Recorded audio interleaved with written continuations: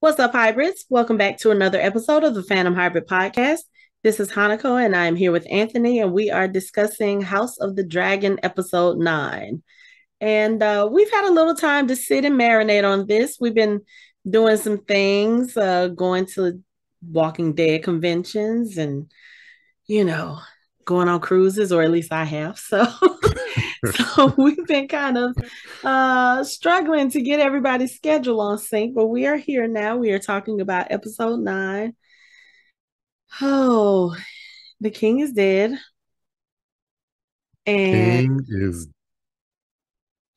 dead. He was already decomposing. man, He's actually dead now. okay, so I kind of want to go in order, but I kind of don't. But I think we're going to go in order because I have the first thing I want to say. So the episode starts out, we see different, images of the castle. It's very quiet. It's nighttime. I'm guessing this is like maybe within the same space of time that Viserys has died. You see a little boy coming out of, I'm guessing, his rooms, his quarters. Um, and the little boy walks through the castle all the way to the kitchens where he finds Talia and whispers something in her ear, which obviously is the king is dead because she says, she kind of looks at him. And then the next shot that we get is of Alicent in the bed crying, like, are you sure? So I have an issue starting from the very first of the episode. Where the hell are all the guards? It's the middle of the night. This is the freaking king of the seven kingdoms. There are no guards outside his door. There are no guards in the corridors. There's no guards anywhere. The little boy who's walking through the castle passes by one maid. That's it. Where the hell are all the guards? If they had proper security on the king the way they were supposed to, they could have avoided all this shit that happened in this episode because everybody would have known the king was dead. Somebody would have been able to get word to Rhaenyra before all this bullshit happened. Where were the guards? It could have been a shift change. Like, You know how shift changes happen? There's usually I someone know. there, and then someone comes to relieve that person so that there is no break in coverage. There is not a soul in the castle, save for this little boy who, why the hell is he up at that time of the night anyway? I think it's early morning. And I think he's a servant. I think he's supposed to go in there and help get the king up. And still, why are there no guards? Why was I, there no one I, posted at the door? I Why, don't know. with the king being in the physical state that he is in, And there not be why any was guards. someone not there just in case he called out for help? In case something happened, he could have fallen out of the bed. He could have fought. Why was no one there to help him? I have so many issues with this. They could I have avoided mean, all this if bullshit. They could have avoided this whole war that we know is about to happen. it's quite possible that the way the state of things currently in the castle dealing with the high towers, it's quite possible that they didn't care. They might not have cared, but there are other people in that castle who would have cared. There are other people in the castle who would have said something. I mean, Sir Prince West, what is it, Prince Westerling? Aegon, Prince Sir Aegon, Westerling would have made sure that there was coverage.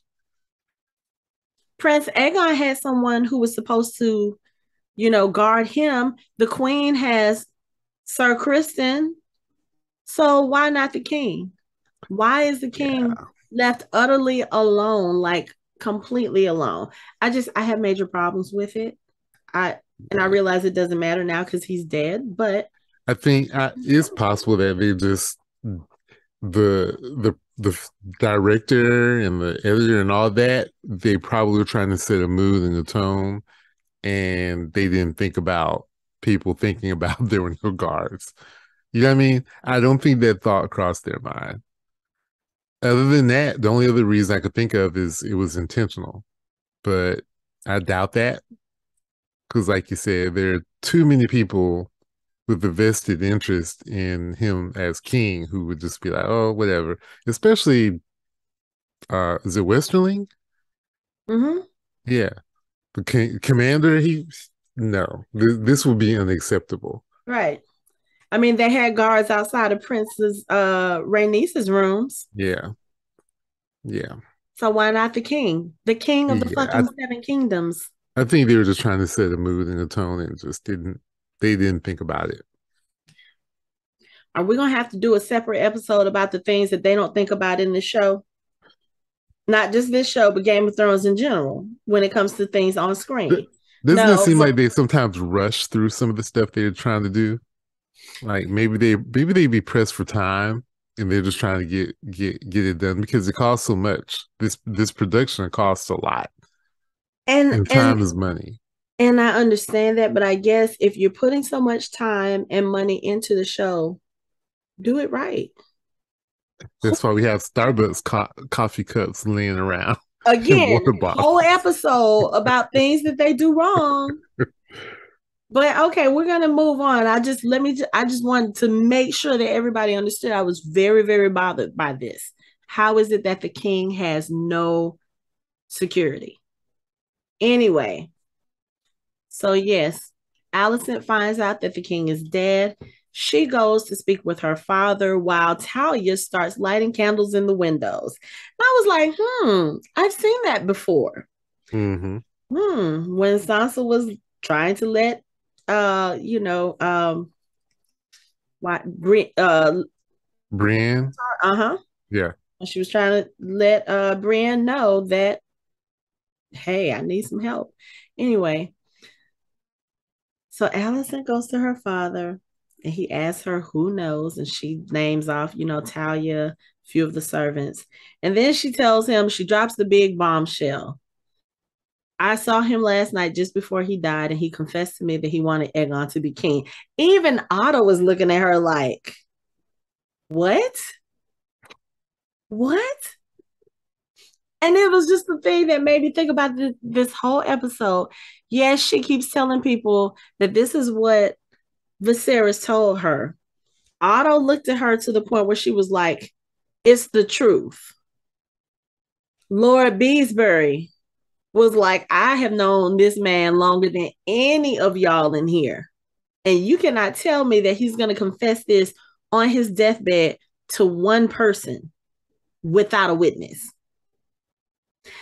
Aegon in the episode is like, he didn't want me to be king. He had He didn't even 20 like me. years to name me heir, and he steadfastly held to Rhaenyra's claim. He didn't even like He me. didn't even like me.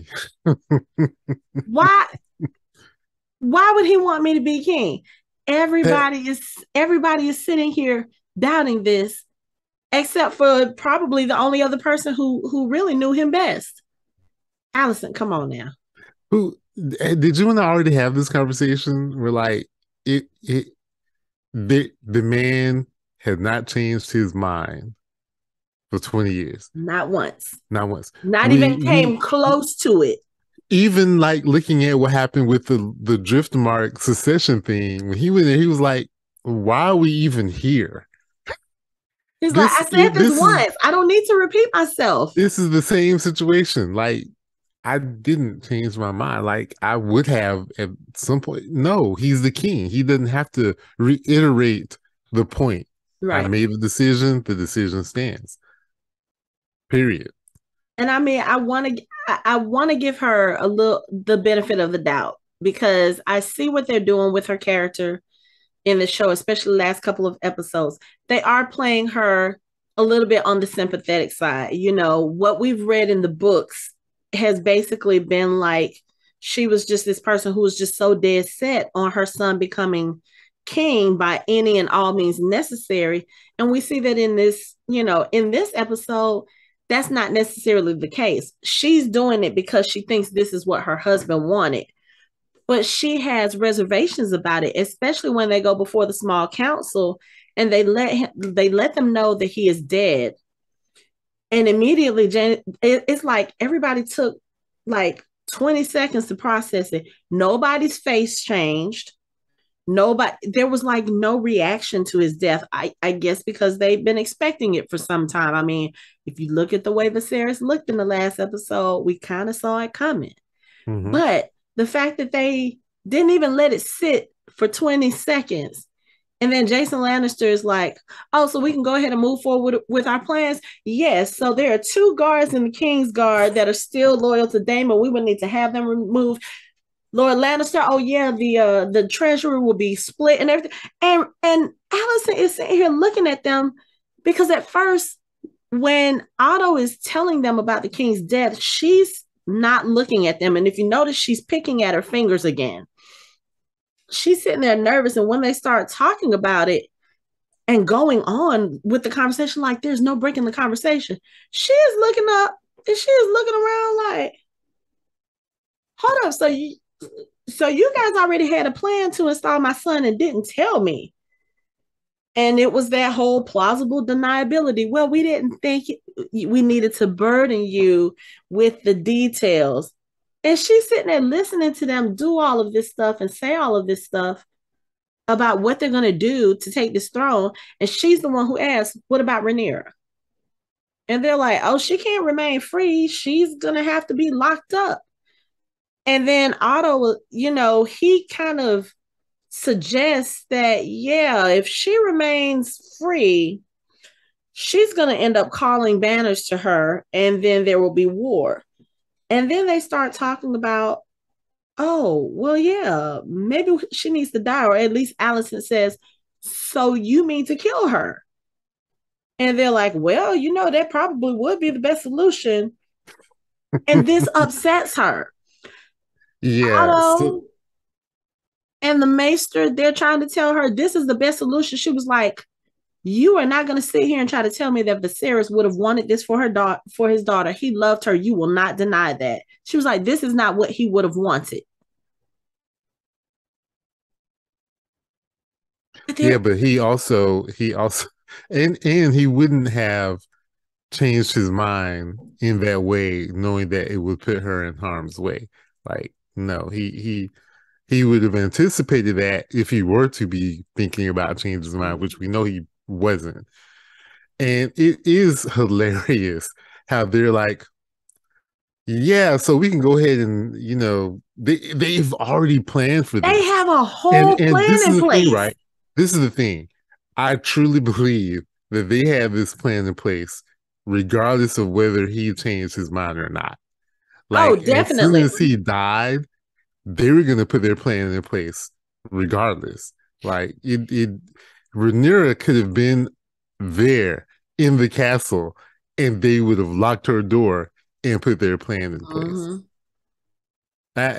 Because it was too. Because literally they just left. Like, this is the same night.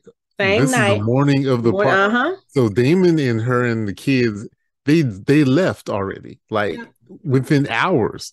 And for the adults, or at least for Alicent and Rhaenyra, left on good terms. Right. Left on good terms. Like they were taking the first steps to patch that bridge to oh, I tell you. And poor Beesbury. Let me give a shout out to my man, Lord Beesbury, because he was not with the shits. No, he was like, hold up. I am 7 and 60 years old. I have known Viserys more longer than any of y'all. Y'all can't tell me that he made this declaration just to the boy's mother with nobody else and then died afterwards.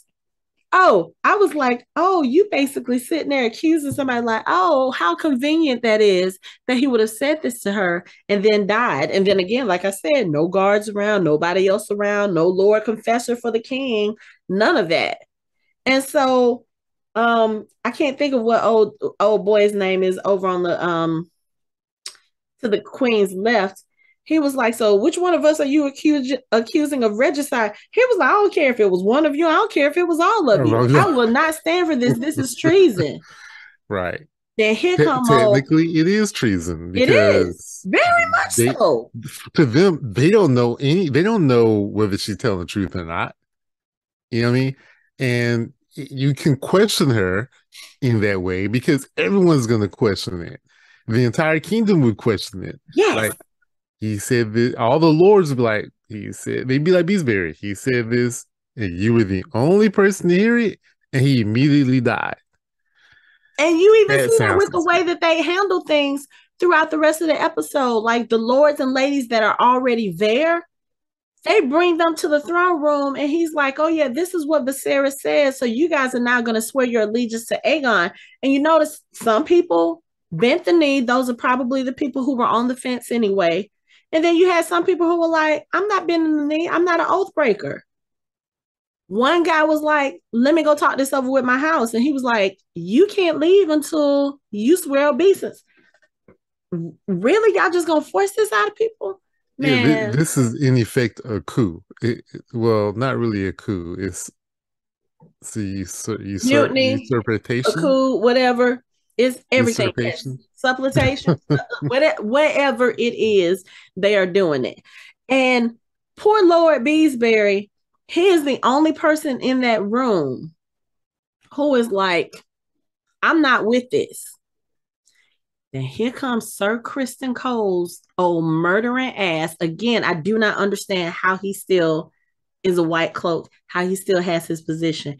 He grabs Lord Beesbury by the shoulders and he pushes him down and says, "Sit down." And he pushes him so hard, his face hits the table. And of course, you know, they have those little balls in the tables when they hold the meetings, slams it right into his temple, and Lord Beesbury is immediately dead. Mm-hmm. You got witnesses now because Sir Harold is there, Otto Hightower is there, the Maester is there, Jason Lannister is there. Oh, I don't know who this other guy is, but they're all sitting there looking at this, and Alicent is just like, "Lord, like, And the thing is, what is my life?" anyone on the outside looking in, you'd be like, okay, you tell me the small council walked in there, they had a meeting, decided that Aegon will be king, and Beesbury is dead. That sounds suspect. Like the whole situation Mhm. doesn't sound right. Well, see, we don't know how they handled it in the show because in the book, Kristen Cole actually beheaded Lord Yeah, Beesbury. Well, okay. I thought he One sliced his account, throat. one account is that Beesbury was beheaded. The other account is that he was thrown or quote unquote jumped from a window onto the grounds below. I think one of the accounts, apparently they kind of kept it from people for like maybe a week because in the book no one knew Viserys was. They didn't make public that Viserys was dead for Yeah, almost a week. they locked the door. You know, made Yeah, sure no like one went literally in. his body started to smell. Mm-hmm. And that's why they had to lock up so many of the servants because people started questioning because you got the smell of death on the air. Who is the person in the castle that looked close to death? The king. Mm-hmm. So yeah, Lord Beesbury, he's dead. Sir Harold challenges Sir Kristen. Sir Kristen is about to challenge him back. I'm like, why is this dude not dead yet? I mean, I know why because he's the Hightower's lackey, Mm-hmm. but there is no way he should be wearing a white cloak right now. But anyway, so Otto tells Sir Harold that he needs to take his white cloaks, he needs to go to Dragonstone, and he needs to complete the job efficiently and discreetly. Basically saying you need to go and slaughter Rhaenyra and her family. However it gets done, you need to go do this and you need to go do this now. Sir Harold looks at him. He takes that cloak off. He was like, "I am the Lord Commander of the King's Guard. That's the only authority I recognize. And until we have a king, I don't have a place here." And he walks out the door. And I was like, I was looking because I thought Sir Kristen was going to do something to him. I was like, if you touch my man, we're going to fight. I I know that in the book at this point, Sir Harold has been dead for like 20 years. Yeah. So I'm going to say he's probably on par with or better than Barristan Selmy, which would mean that I don't like Kristen's chances against him in a I don't one-on-one match. either. I don't either. But at that point, I think I really will want Kristen. Please try. Just I mean, please try. in a fair fight, oh yeah, he has absolutely no chance. I mean, he is the commander of the King's Guard for a reason. Yeah. Yeah. But I wouldn't put it But I past like the him. honor and dignity he walked out with. He's like, Mm-hmm. no, we're not doing this. Right.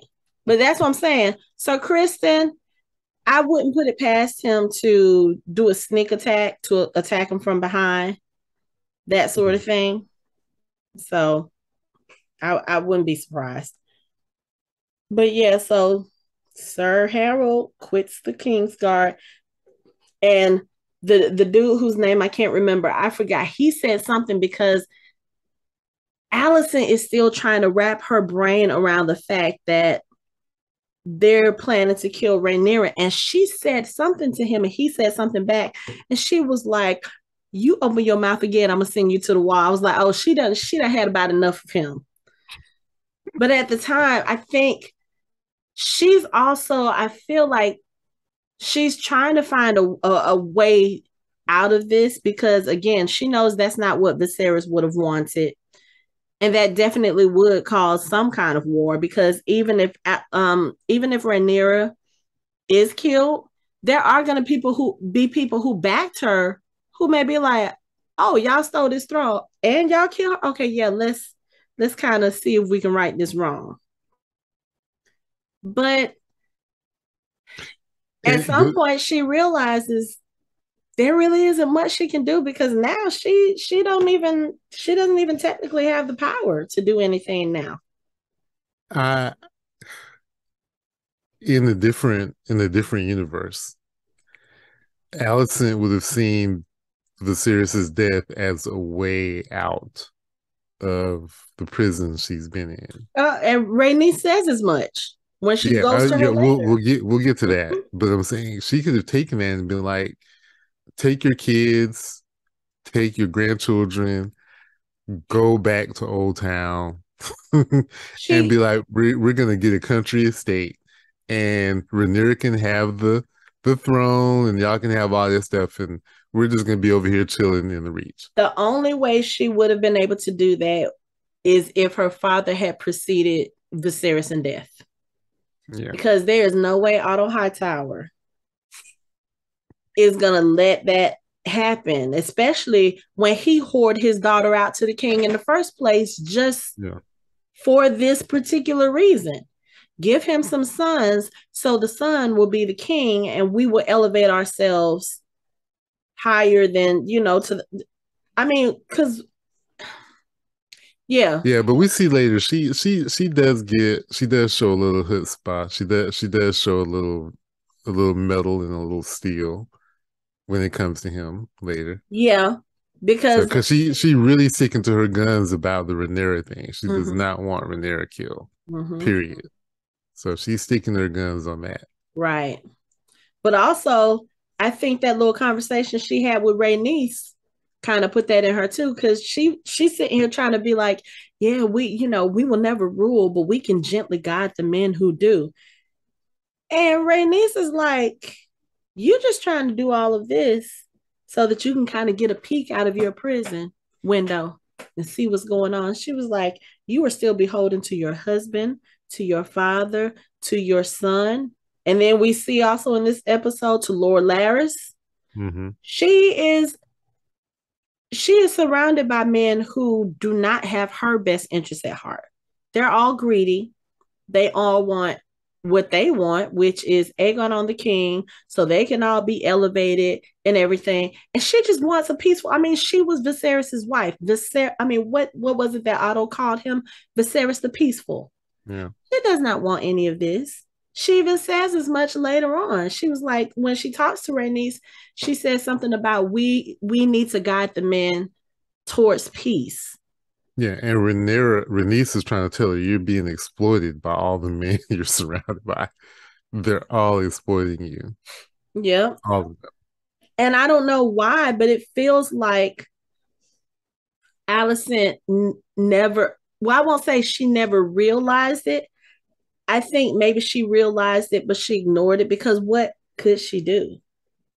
Mm-hmm. She's not in a position of where she can fight for her independence, where she can fight and say, look, I don't want any of this stuff going on. Because again, look who her father is. Her father has pretty much controlled her, used her as a puppet to maneuver and do all of this stuff. She can't do what Lord Laner did and just like fake her death and go off. She's got 3 kids who are very obviously Targaryens. Where could I she go? think I think I think Rhaenys would tell her you probably have more power than you thought you did.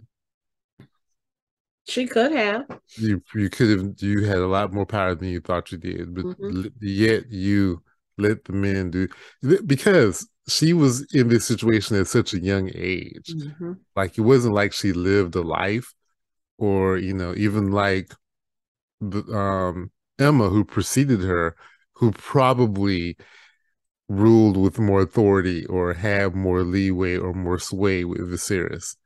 You know Yeah. what I mean? Um, so it wasn't something that she knew that she could do, Yeah. but that's just her not knowing how to play the game. I think the other part of it too is that if you're constantly being looked at and being treated as the spare in that sense, even up until his dying breath, Viserys loved Emma. I think he cared about Alicent, but as far as loved her, I don't know if he ever did. I think he was grateful to her because she comforted him through the death of his wife, and she was a good companion to him. She was a Mm-hmm. good wife to him. I mean, Rhaenyra even said as much, but I don't think he loved her in that sense. And because of that, I think it was just more so, okay, I'm just going to do my duty and that's it.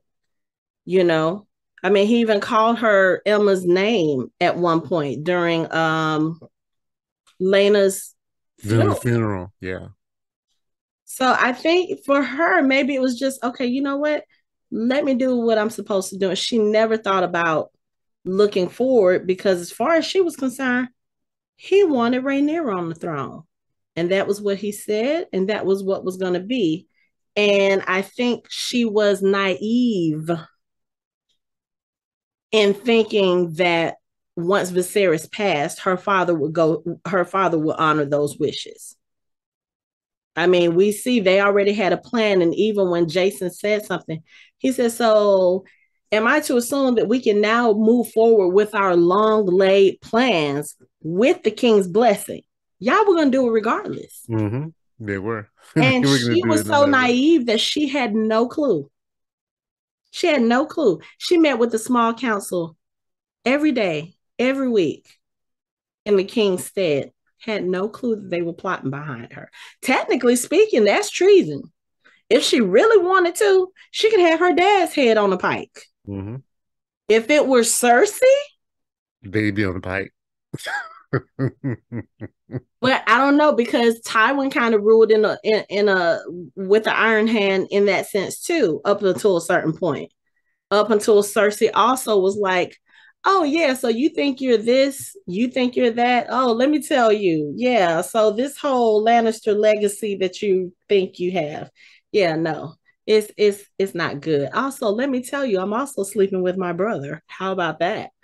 You know, it took a while for her to get to that point, and it was at the point, I think, where he was also treating her like chattel, like, oh yeah, okay, so yeah, the king is dead, I'm gonna marry you to this person who is a lot younger, and you're gonna bear him kids. Cersei was probably 40s, and you Mm-hmm. want her to marry this young dude and have kids. Oddly enough, a situation that Rhaenyra was similarly in. You marry her to a gay guy, and you're gonna expect them to have children together. just so you can keep your place in the no. Cersei wouldn't have had this. And I think had she been put in this position, it would have been a totally different thing. I mean, she, of course, she probably would have been trying to put her children on the throne, but there was not a Rhaenyra for her in her time. No, there wasn't. So, mm, I, anyway, Unless, Gendry had been legitimized, but that's another story. yeah, because that wouldn't have happened because she had all the bastards killed. So Gendry. Right. But of course, whoever hit him, they hit him well. Anyway, moving on. So here's the plan. We're going to usurp the throne. We're going to put Aegon on the throne, make him king. We are going to go and try to kill Rhaenyra and all her family so that she can't contest it. They go to Aegon's rooms to look for him. He's not there. They come to find Helena, and she's in there with the kids. Now,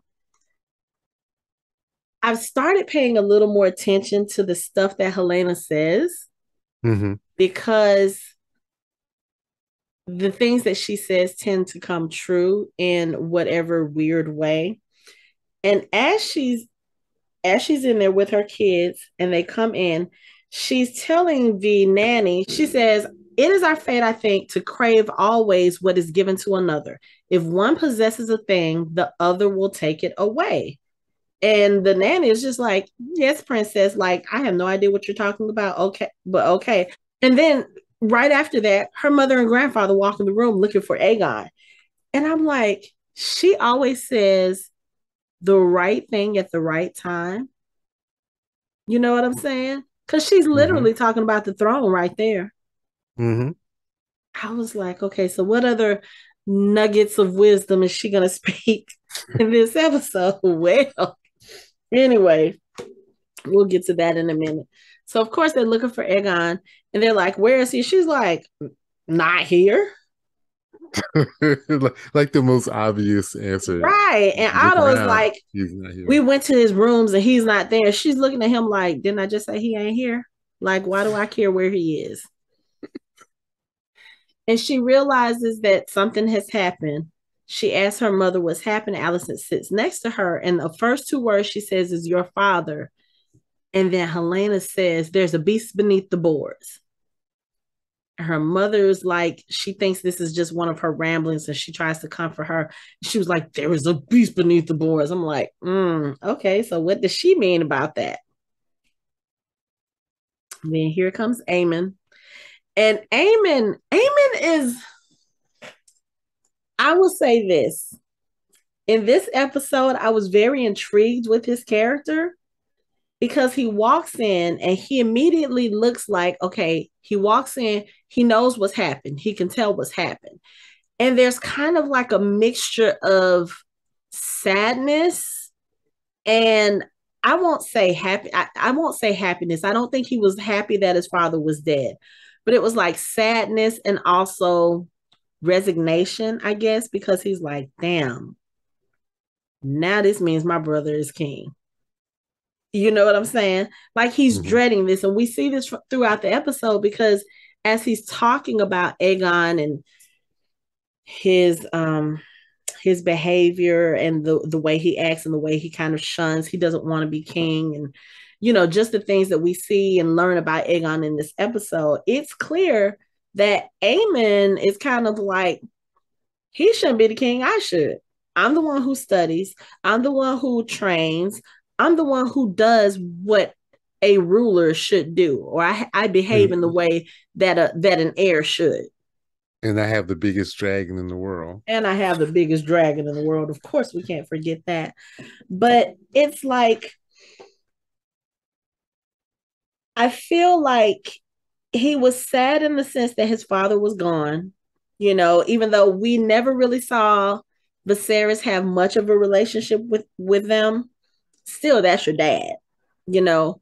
But I think he was probably more horrified because realizing that your mom is in the room that's probably a sign that, oh, here we go with this bullshit. Y'all finna try and steal this throne.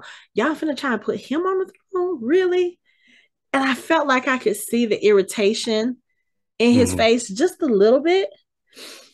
And it's like he pulls it off very nonchalantly, but I noticed he pays attention to a lot of things. And I was just like listening to him through the episode when he was talking to Sir Kristen Cole. And he was like, yeah, he could be dead. Somebody could have kidnapped him. He could be somewhere else. But he's not where he's supposed to be right now. Now that I'm the heir, if they come looking for me, you best believe I'm gonna be found. He was like, I should be the king, and I just it's one of And those then things. one of the things is that Aegon didn't even want it. Like he doesn't even want it. He doesn't want it. He doesn't want it. He doesn't want it. And Aegon himself says that. I mean, he said it a couple of episodes ago when Alicent went to go talk to him. He was like, "Why, Rhaenyra can have it. I won't challenge it." And Alicent was like, "You are the challenge." Aegon didn't want this, and I think that started from that moment when his mother came in there and said, "You will either be king or you will die because she will kill you." Again, that's something that Otto put on her. Rhaenyra has never given that indication that that is what she would do to her brothers. You know what I'm saying? Mm-hmm. And I think from that moment, Aegon was probably like, so I have to do this thing I don't want to do or else I'm going to die. Like, what the fuck kind of life is this?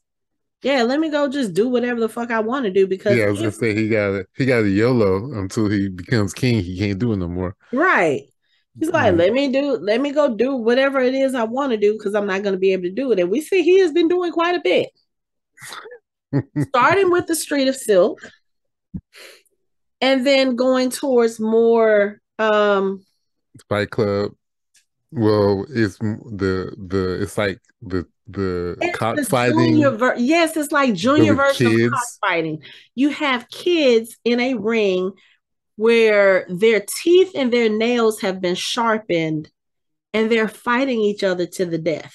And this is the Yeah. kind of thing that he, I guess, goes and looks at and partakes in. Yeah. And And Eamon is not Eamon. One of the twins is like you really want because the twins are looking for the twin Kingsguard are looking for Aegon, and one of them is like, you really want someone on the throne. This is where they get their shits and giggles. that Yeah, was Sir Eric. yeah, you really want the person on the throne who is into this perverted, detestable type of crap, Mm-hmm. right? And not only that, as Sir Eric points out, he was like, yeah, this is the kind of thing that Prince Aegon is into. And, oh, also, let me show you this over here.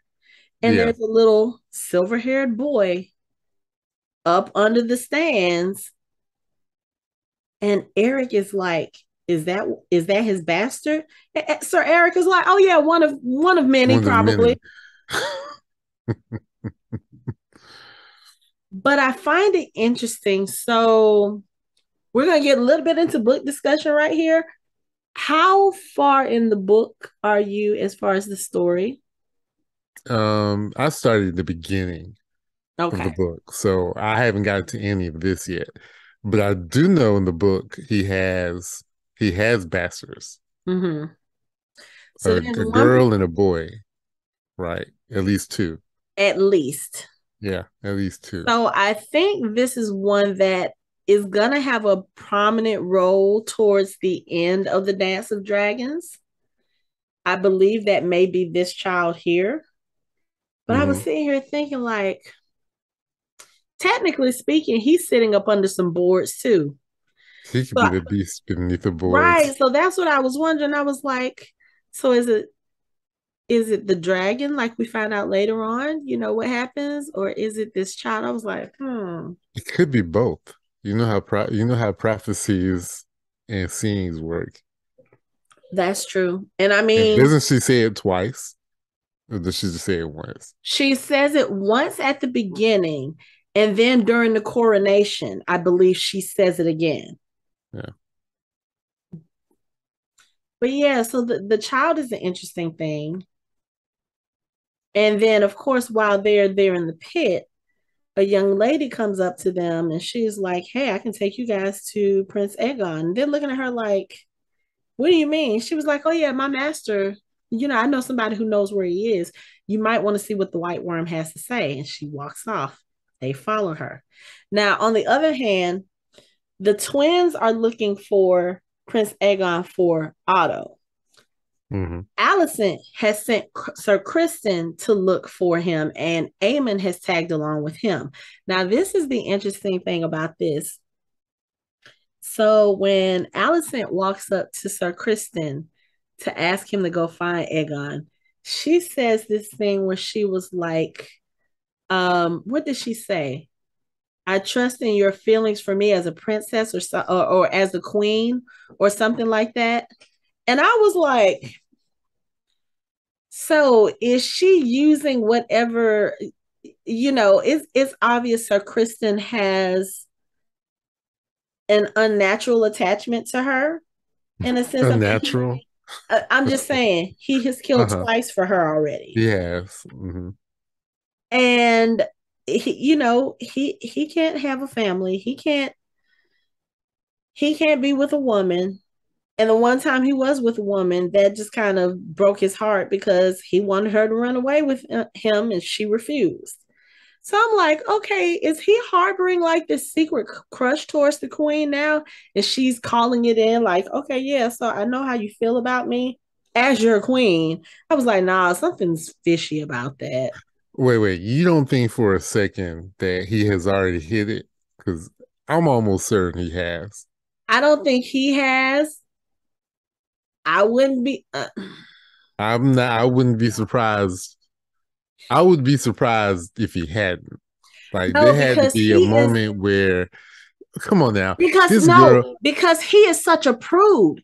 Think about it. He is such a prude, and he has this warped sense of honor and responsibility. Like he's a white cloak. He's not supposed to lay with a woman. He's supposed to be celibate. He's not supposed to have children. He's not supposed to have a family. He broke that once for Rhaenyra, and look what it got him.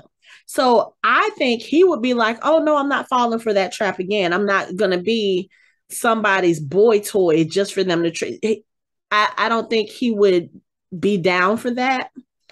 Um, and I mean, I would think so. I would think that maybe his value system has become corrupted, but and not so not in that sense. I don't think I so. don't know. I I don't don't think know. so. That's one of the reasons why he's so fucking uptight. He ain't getting none.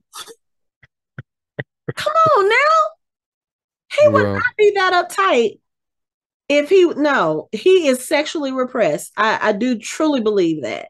He may be in well, love with he her, but I think he is truly, truly sexually repressed. he wouldn't have hesitated to go and kill Rhaenyra. Oh no, absolutely not. That And that's that that probably that why she did not task that's him a with problem. going to rent. No, hey, yes, go find my son. He might be in some disreputable parts of the town. Go find him. Yeah. But so Sir Kristen and Eamon, they go, and like I said, they go to the Street of Silk. Now, I got a little bit confused on the conversation that Eamon and Sir Kristen was having. So when they get ready to go towards one of the brothels, Eamon says, Aegon brought me to the Street of Silk for my 13th birthday. I think to make sure that I was as educated as he was, or at least that's what I gathered. And Sir Kristen is like, "How do you mean?" And Amos says, "He said it's time to get it wet." So I was like, so does that mean that Aegon took him, but he didn't do anything? Like, I kind of got that vibe like maybe he was like, "I'm not going to do this because if doing this makes me like that, I'd rather not." No, I took it to mean that Aegon took him there. Aegon took him there so he could lose his virginity, and he did. See, I read that a different way. Like yes, that was the purpose for him taking him.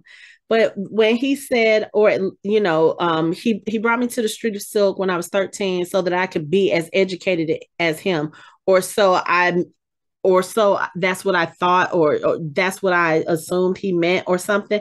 I don't know, just something about the way he said it made me feel like, yeah, this is what he tried to do, but it didn't Yeah. take. Yeah, but then the madam looks at him like, oh, she was familiar with him. Like, oh, you're back. You know what I mean? Well, Like, I mean, if he brought him there, yeah, she would know who he is, but that doesn't necessarily mean that he did anything. And she just looked at him. She was like, "My, haven't you grown up?" And he just went, and then walked off. Something tells yeah. me that didn't go I, the way that Aegon wanted it to go, because I feel I like think Aemon would have. I think it did. I feel like I, Aemon would I have think it looked at did. that, because if you look at how out of control Aegon is, especially if you seeing how depraved his mind is. He goes to these fights with children, and he's been apparently whoring all around Flea Bottom and leaving bastards everywhere. And he's a drunk, and just, I mean, even his appearance, the way we see him, you can tell he doesn't have it quite all together. I feel like Aemon would have looked at that and been like, okay, if this is what he's doing to be like this, I'm not touching it. Well, he could still have done it and still have made that value decision. Mm, Like he can like, yeah, I did it, and you know what? This is not for me. okay.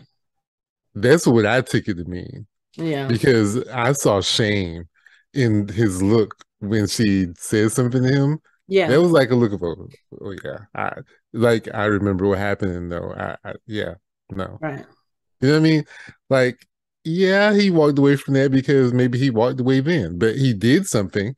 He just realized that this was not for him. Okay. I just thought it was very weird. I also find it very weird that Eamon is supposed to be 16. He does not Yeah, look like a 16-year-old. no. And I'm telling you, I think it has a lot to do with the dragon. Yeah, I was gonna I say that think I too. think it had a lot to do with it. And I think also too, maybe just his mindset and his maturity. He seems so, I don't want to say high strung, but he seems so overly in control of himself, whereas his brother is the complete opposite. And I think that ages him a little bit, or at least that's what the appearance is supposed to be. He's more mature, he's more stable than his brother. And as we can tell, he's a lot more intelligent than his brother. So I think he's supposed to have that more mature look. But I was like, you're not going to tell me this dude is 16. Like, no, He anyway. looked about as old as Damon sometimes. Could be Damon's child almost. But yeah, so anyway, so Kristen and Eamon are looking for Aegon, and so are Sir Eric Eric and and Sir Eric. Eric. And basically what happens is the twins, they end up going to Otto and bringing him to meet with the White Worm, because of course when she says something like, oh, we got the prince, that's something that they're going to pay attention to. And then when they sit down, Otto is like, how do I know you're not telling, you're telling the truth? And she says to him, my condolences on the passing of your king. And Otto was like, pay her. I don't know how she knows this, but she knows, pay her. And then she starts talking to him, giving her demands as far as what she wants for the role that she's about to play in handing over the prince to him. And basically, she's like, look, I want these children fight rings to stop. I want the children to stop being mistreated in Flea Bottom. She was like, children are treated like beasts, and your gold cloaks look the other way. They pay no attention, or your white cloaks, they pay no attention. They let this behavior happen, and I want it to stop. And I was like, yeah, I'll look into it. I was like, you really believe he's gonna do that? But she gives him the information he wants. But let me say this, and you see my doggone scream name. Her accent bothers the hell out of me, because it, even I don't know, something about it. It's like when I hear her talk, because it's like she talks with this weird accent, and then sometimes she says words with kind of like a soft lisp, and then sometimes she doesn't, and then her accent change. It's like running your fingernails over a chalkboard for me. It's not consistent. No. Yeah. And it's just it's horribly done. Like Yeah. what I, kind like what are you is she supposed to be like, I don't know any of her history, but is she supposed to be from Volantis? she's from Lise. Niece? Lise. Lise. Okay. You know, like Tears of Lise. Yeah. Yeah, she's from Lise. So I mean I don't know what that accent is, but oh my gosh, she is it's irritable. It's irritable trying to listen to her go through this dialogue where she's supposed to be this alluring, mysterious, and I guess it's supposed to come off as sexy in a way because of the type of work that she does now. Like she used to be Damon's whore, and then she kind of rose in the ranks, and now she owns several of the brothels. And as we mentioned a couple of episodes ago, she is the current times mistress of whispers. So she has some power, but just I don't know. She just kind of irritates me at this point. But anyway, she tells him where to find Aegon, and Aegon is hiding in the sept. Not only is he hiding in the sept, he's like up under what is that centerpiece called? It's It's like it's, it's almost like an altar. yeah, Um, it's the same little altar that Rhaenyra and yeah. Alicent were praying in front of when Rhaenyra's mother passed. But he's literally hiding in there, and when they pull him out, No. When they are trying to pull him out because he doesn't want to be pulled well, out. they end up pulling him out, and then he ends up running, trying to get away. And it's so funny at this point because Sir Eric, Eric with the A, he is there not fighting him, but he's like holding him down. He was like, you run from what most men would want, and he's sitting there trying to get control of him and trying to hold him. And he's like, yeah, the Lord hand, your grandfather wants to see you and blah, blah, blah. And Sir Eric is just looking off to the side like, I want no part of this. None. And literally from that point on, you start to see that little divide between the brothers because Sir Eric goes outside. He has Aegon. And when he walks outside, you see Aemon and you see Sir Criston Cole. So, of course, Sir Criston Cole has his sword out. He's like, yo, we're going to take him now. His grandfather wants him or his mother wants him. We're going to take him. They get into a sword fight. Aegon takes off. Aemon takes off after his brother tackles him and they get into a tussle.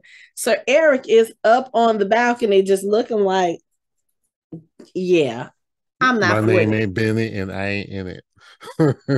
And you found him.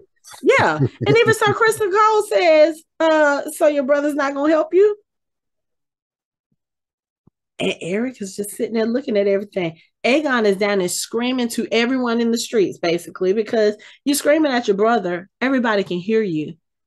I have no wish to rule. I'm not fit for it. And Aemon's like, you won't get an argument from me there. And then he says, is it true that our father's dead? And Aemon says, yes, and they're going to crown you king. And then he spits on his brother. Like, what? I don't know. This dude clearly doesn't want to be king. And he even tells Aemon, he was like, look, let me just get on the boat. I will go far away from here. You will never see me again.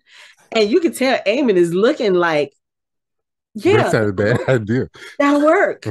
But of course, Criston Cole has to come up and ruin everything else. Yeah, let's take you to your mother. I was like, and Aemon is sitting there looking like, fuck, I almost had it. It was right there. But that, let me tell you, Aegon, and I guess the thing that's really confusing for me, well, I won't say confusing for me, because we see so little of him, and we have in the previous episodes So aside from that conversation Alicent had with him, we really have no reason why he is the way he is, except for the fact that, well, no, because he's not even full Targaryen.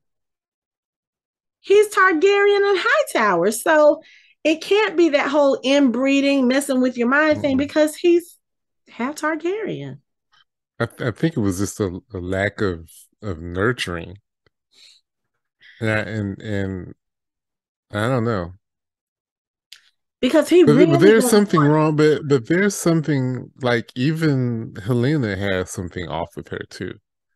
So it's not necessarily you don't necessarily have to be, you know, inbred to manifest some mental health issues. And but see, It would just make it more likely. It increases the probability. mm-hmm. It's that 2 out of 3 kids, because But he see, has. I guess I'm looking at Helena like I look at Helena, I feel like she's more of a seer and not necessarily that anything is wrong with her. I know in the books, I think they call it she has dragon dreams. And it's Mhm. basically dreams that are kind of prophecy in a way. So Right, but we can kind of lump all that stuff into the same vicinity. Like it comes up because of XYZ, right. you know. Um It there's I don't know, there's a lot of strange stuff that happens in the Targaryen family tree. this is true. So, This is you know, true, but I mean the fact that he is so adamant that he doesn't want it. He to the point where I almost feel like the stuff that he does, the alcoholism, the going around siring bastards, raping the first nanny that they had. I feel in a way like all of this behavior is stuff that he is doing on purpose so that they will say he is unfit to be king and pass over him. I almost feel like that's what it is. And it's to the point now where he's panicking because he's like, I've done all this stupid shit and y'all still want me to be king? What the fuck is wrong with y'all? yeah, but wasn't he already acting a little odd before it was a possibility in his mind?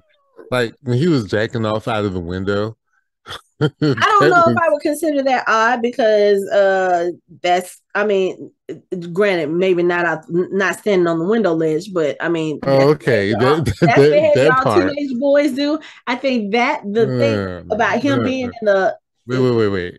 A teenage boy is not gonna stand outside of a no, window that's and why jack I off. said I'm not talking about the standing on the window part, but you're not gonna sit here and tell me that teenage boys don't jack off. That is not There's abnormal behavior. That's that's normal not what behavior. I wasn't What? saying that was No. abnormal. I know, but I was what I'm saying saying, standing in the window doing it right? But is not normal. that doesn't necessarily have to be something that is a mental thing. Like, oh, he's kind of off because he's doing that. He literally could have been just feeling like I'm the prince. I can do what I want.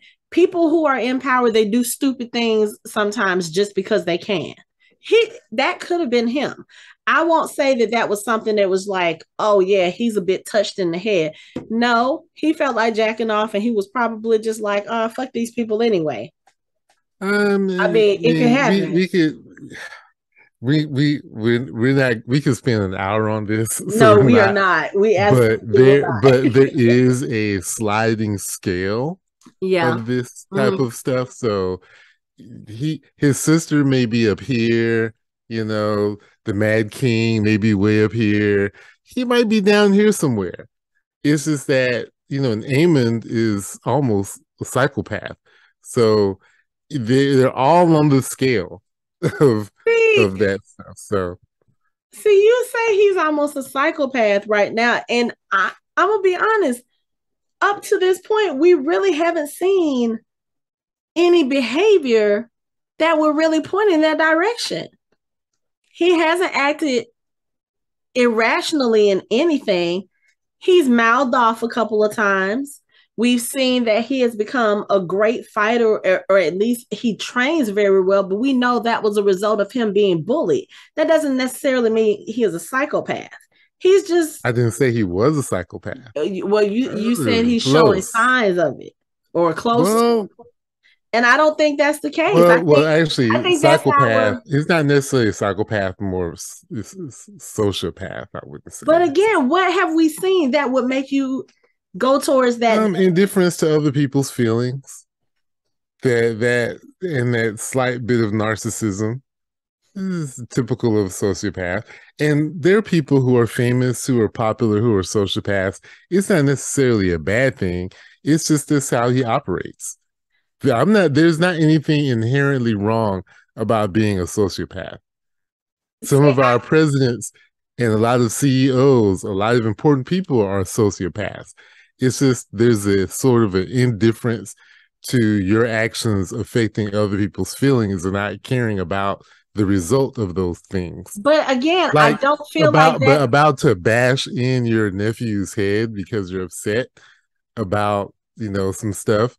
That might be indication of a little bit of impulse control problems. But Okay, wait, we can go. We're not going to no, because go. we got to talk about this because No, again, we don't. even with the thing about him getting ready to bash in just Jace's head, they jumped him basically, so Yeah. he was defending himself. I don't look at that. That's not, I don't think that was him being out of control in that sense. He was a child, first and foremost. And yes, he went and claimed his dragon and he was bragging about it or whatever.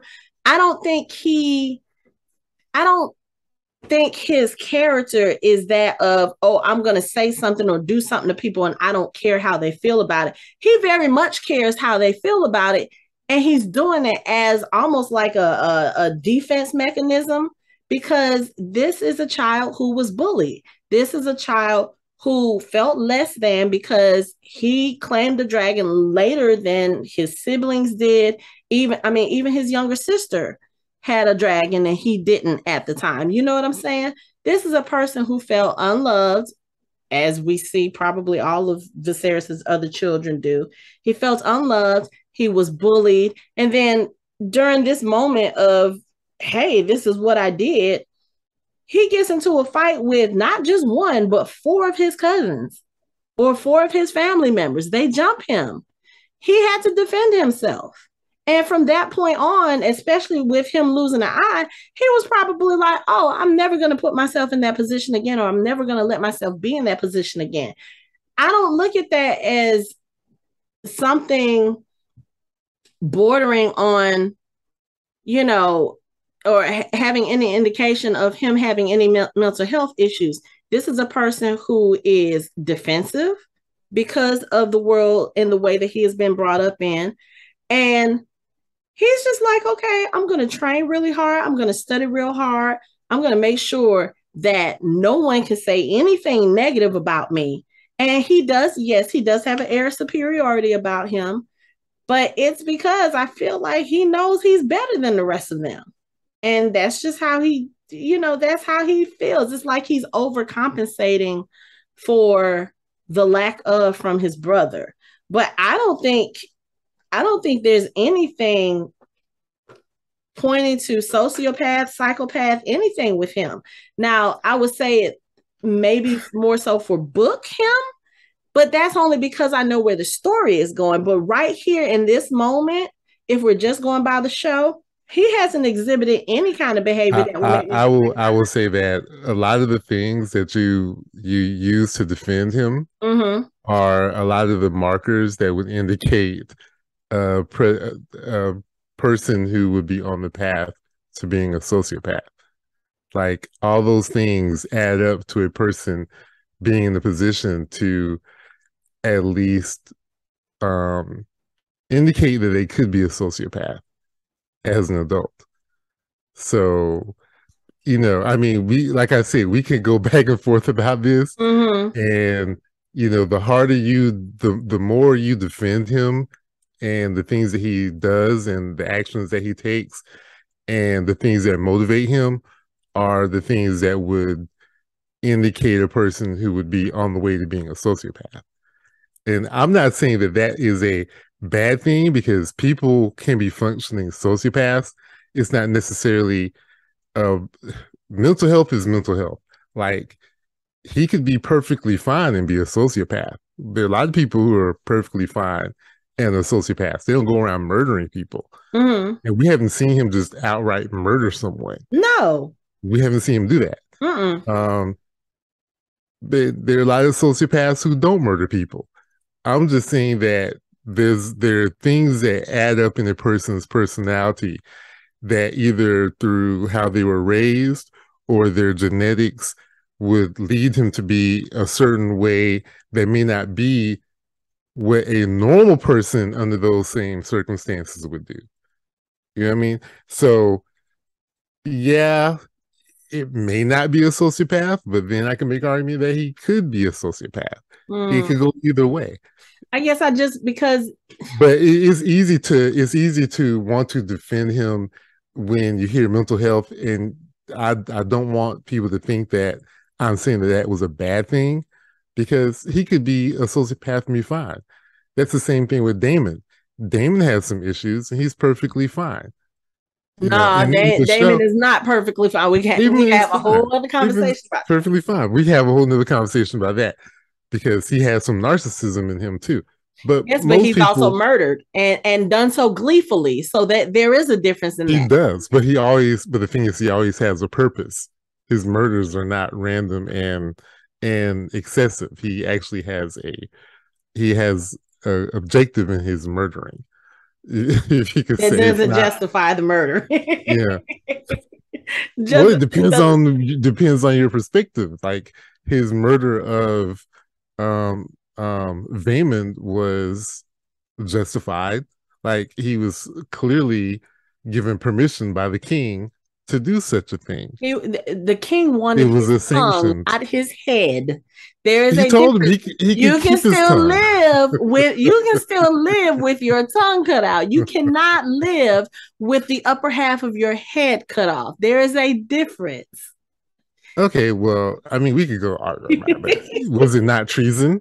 And what is the punishment for treason? That okay, Okay. you're right, but again, that's something that the king should have done. But yeah, we could go back and forth. I guess the thing for me is, especially in our society, we hear the words like sociopath, and they're always Yeah, and they presented always in think a it's negative bad. They light. always think And it's a negative connotation, right, and and like I'm here to say that it isn't a okay, negative yeah, thing. because that's what I was gonna say. Because like even up until now, even with the fight in the last episode, he basically mouthed off because they were making fun of him, or at least Luke was. He was Yeah. making fun of him with the whole pig thing. Again, going back to that bullying when he was a child. Mhm. So that's the only thing. Like I know some people are like, okay, yeah, he's this and other, and I'm like, up until this point in the show, we have not seen anything that will make me look at Eamon and be like, yeah, you know what? That dude needs to go down, because everything, I feel like everything that he has done it's not been to, he's not really hurt anybody. You know what I'm saying? Even when he was fighting with the other little kids, yeah, he could have hurt Jace. And that's why I was very much saying, I was like, he was about to bash his head in. So, yes, I understand Luke defending them. And unfortunately, it cost him his eye. But in that situation, both sides of the, fight were wrong. So I Yeah, just, but I mean, the thing is, we do forget that he's still a teenager, yeah, it's and 16. right, Supposed to be and 16.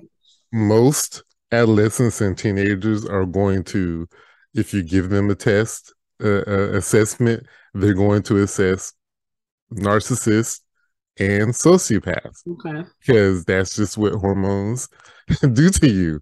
That you don't know how the world functions in a normal way yet because you haven't lived yet. Right. So a lot of the things you do is going to be about you and your feelings, and not really caring about how other people feel.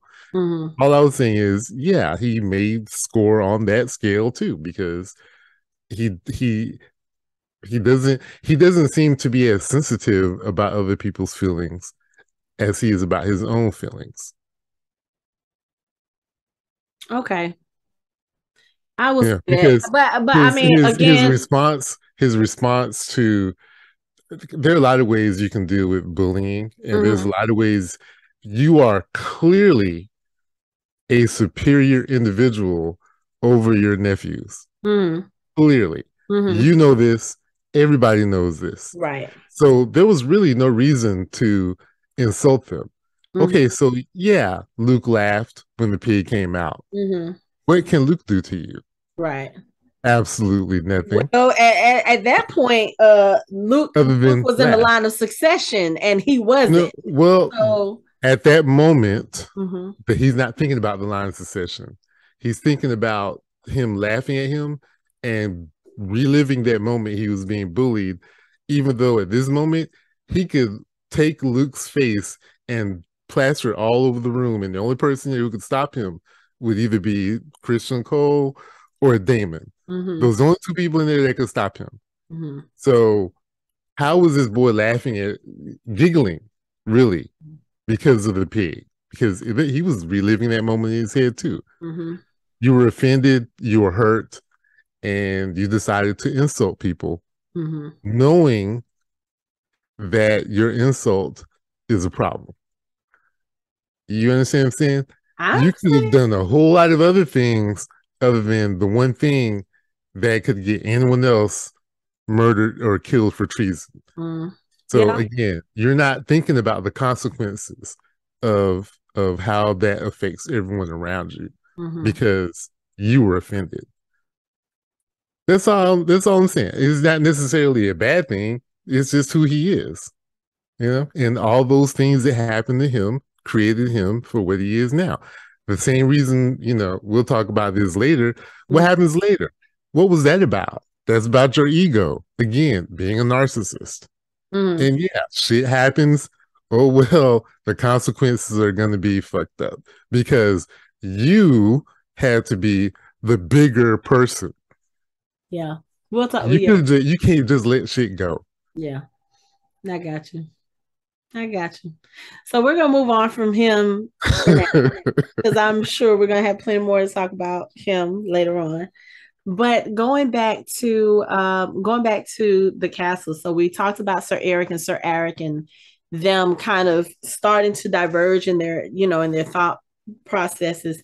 And we mentioned earlier that Princess Rhaenys was being held captive in the room, and that's because what Otto does is everybody who is in the castle at that particular moment, they are locked into the castle. Rhaenys is confined to her room, and all of the servants who are aware of Viserys's death, they are taken to the dungeons, and they are, sat in there. Like I said earlier, the lords and the ladies of the prominent houses are brought to the throne room and basically told, okay, hey, Viserys changed his mind right before he died. So now instead of bowing to, pledging your loyalty to Rhaenyra, we need you to do that for Aegon. And oh, by the way, if you don't do that for Aegon, you can't leave this castle. You will go sit in the dungeons as well. So you have a couple of people who are steadfast about, okay, no, I pledged to Rhaenyra, and that's who I'm going to stick with. And they get sent to the dungeons. Now, Lord, is it Carswell or Caswell? Caswell. Caswell. Caswell. He's looking very uneasy during all of this, but once he sees one of the lords being taken to the dungeon, or the lady of, I forgot what house she was in. Is it Phil? Yes, I I think it's think that Phil. was.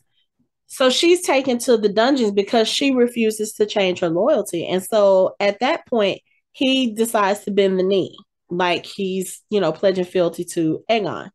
And then later on in the episode, we see him sitting on his horse at the gates, and they're about to open the gates. And then all of a sudden, he is caught. He's brought back before Otto, and Lord Larys is telling him, yeah, he was getting ready to leave the castle. I think he was going to warn Prince Rhaenyra. And he tries to play it off. And he was like, yeah, he doesn't know what he's talking about. I have no love for Rhaenyra. And Otto was like, well, where were you going so suddenly? And he can't answer. So Otto is like, yeah, let the King's Justice have him.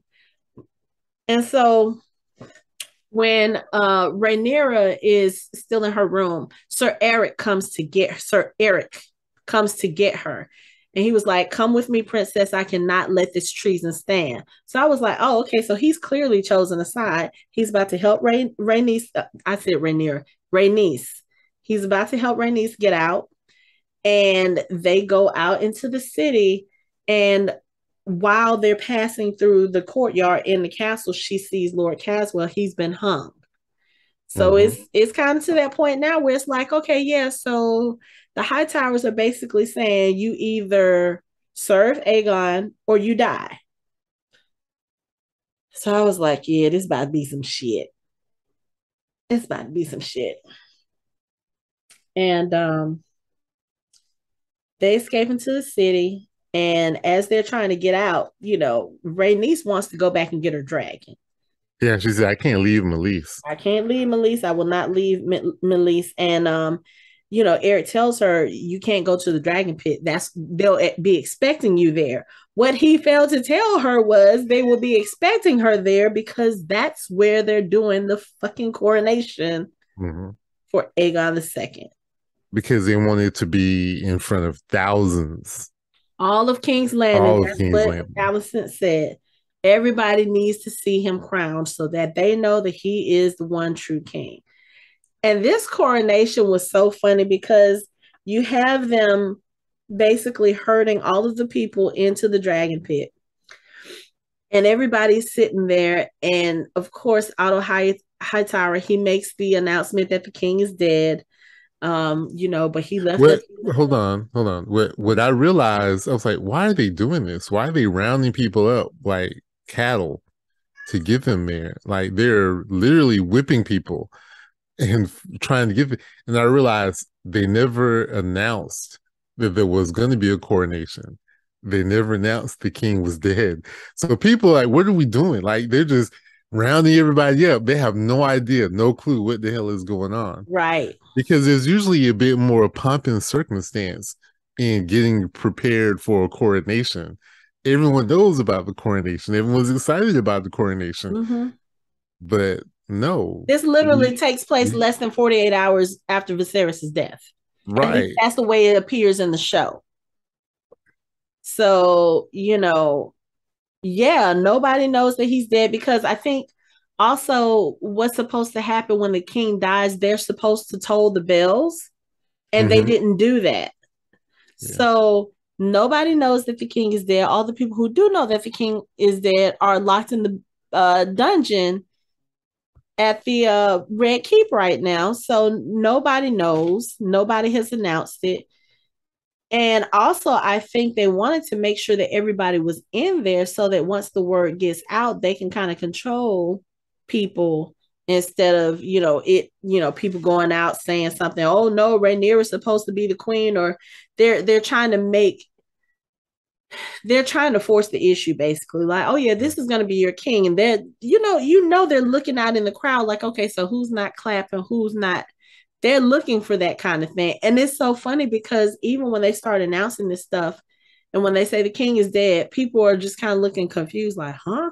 And then they mention that Aegon is going to be king. You have some people who are like, and then you hear a clap, and then you start hearing everybody clapping. Then, yeah, I'm like, y'all people are so fickle.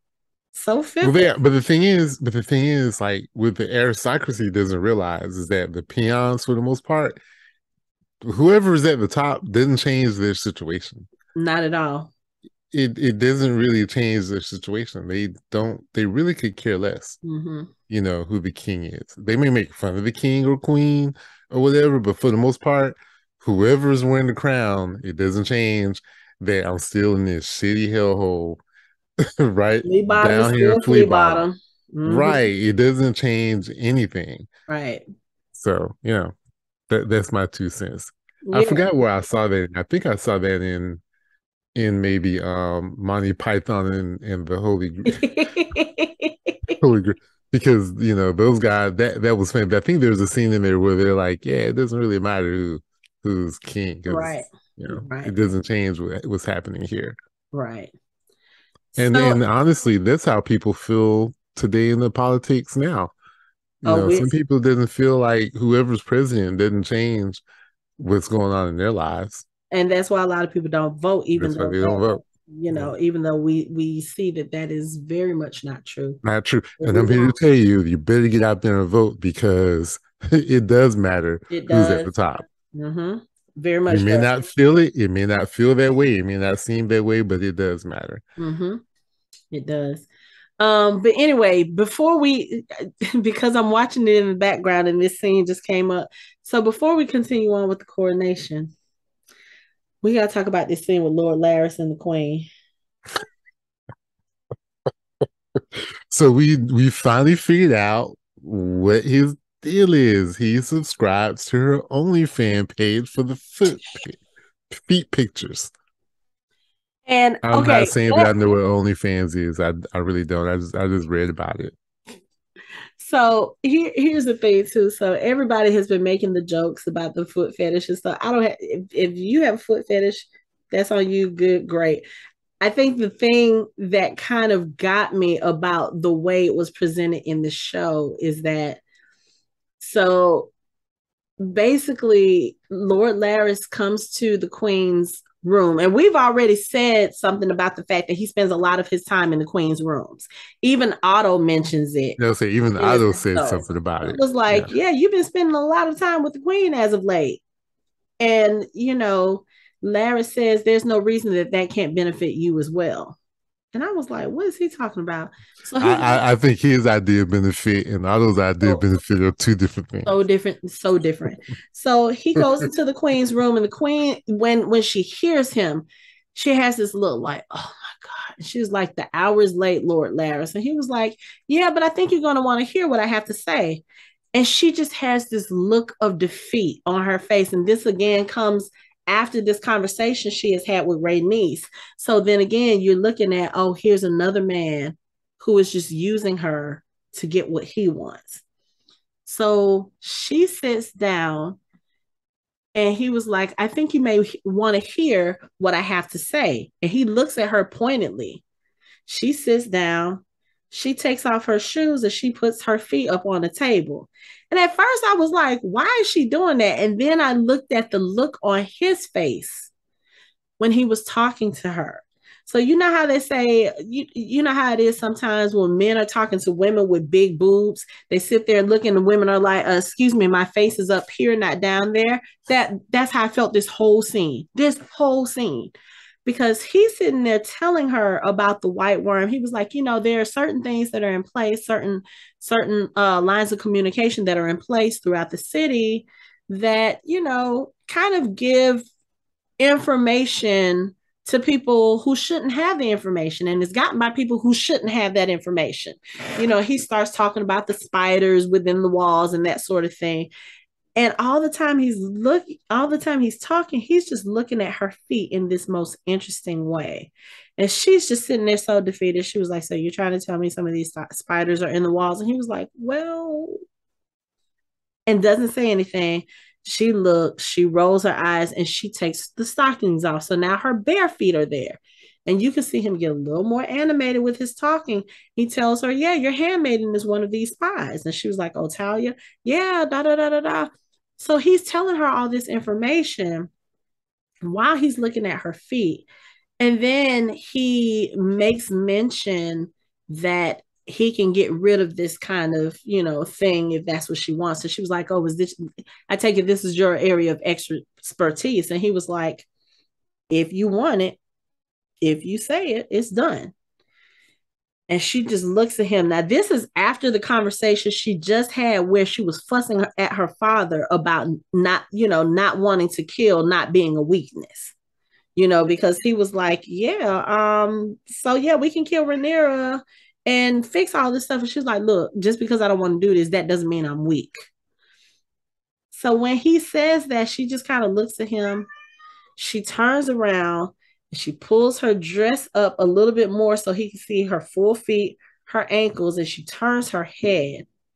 And he reaches his hand up under his clothes and he starts jacking off. And I was just like, it was just one of those things where it's like after hearing what Rhaenys just said to her about living in this little prison where she's still doing things at the whim of the men in her life, I felt so sorry for her right then, because I was like, yeah, I bet you at this moment, if she could leave and just go somewhere and just take her kids and just get the fuck on, she probably would have at that point. Like, you have Mm. had to go so low as to be basically a foot prostitute for this man, because he is the person who you have been confiding in, and he has done things in your name to make sure things stay the way that they are. And I was just like, First of all, for the record, we do not have any issues with anyone and their kinks. we said that. I said that already. They I are already said it. fine. We are fine with it. I was just a little surprised. I was just taken aback. I wasn't prepared for it, but it's cool. I Only think thing I want to know is makes sense though, because hold on. How did that first conversation go? Like how did he first approach her? Like, you know, that would be I will tell that's you. I will tell you how it that would be probably my went. question. You remember after he killed his father and his brother, and he Uh-huh. said something about, "Oh, I'm sure you'll think of some way to thank me." He probably Oh, brought that up, and it's I probably been can't going on just that just long. just take your shoes off for me. Right. And That's how it starts. I read a I read a comment somewhere else that says he probably has that foot fetish because of his own defect, his disability, having the club foot. And right before that scene started, when he was walking towards the couch, they made a point of pointing the camera at his club foot. So I think it has something to do with that. Like, she has. I know, and I sort of have an issue with it because not all kinks are birthed in a person's own issues Right, sometimes. right, So I I I I don't want to offend anyone, but that was the one thing that about the situation that kind of bothered me. right. Like that's not always the case, and I wouldn't want people watching it to think that, oh, he likes to choke girls because he was choked when he was little. That's not really true. Yeah. Or they like to bite because they were bitten once. No, that's not necessarily true. But I So think, I feel but like that's why they did it. I understand why they did it. I just it was an interesting choice for me. Right. Yeah. Yeah, Yeah, I interesting would say that choice. too. But it's one of those things where I feel like, I said, I feel like he started that probably way back then when he killed his father and his brother. And even though it's probably been, what, at this point, I think maybe 10 years, but still, if he's been doing that for that long, I just It's an interesting transaction. It's an interesting transaction because I thought he was in it for power, and he's not. yeah. He's Not just not another power man in using that way. queen. Yeah. It's a different kind of thing. Yeah, it's very manipulative, and it's very controlling, very misogynist. I mean, he has power over the queen in that way. Yeah, Like, the fact that whatever it is that he's reduced her to a adolescent fantasy. yeah, You know. yeah, and this is the queen of the seven kingdoms. Yeah. And the fact that whatever it is that he has done, or whatever information he is giving her, she feels like she has to do it. There's, like, you just lost your husband. You just had to go through this drama trying to find your son. You just had this big argument with your father about the right way to install Aegon as king. You don't want to deal with that kind of drama right then. And the Mm-mm. fact that she felt like she couldn't tell him no, even though I have some information you may want. Okay, can you tell me tomorrow when I'm not grieving my husband? Can we not do this tonight? Yeah, why would we have to do this right now? Right. Like, he Like didn't even right have now. enough respect for her to give her that kind of space to say, okay, you know what, I'm gonna leave her alone. Or he could have easily just been like, hey, you might want to check your girl.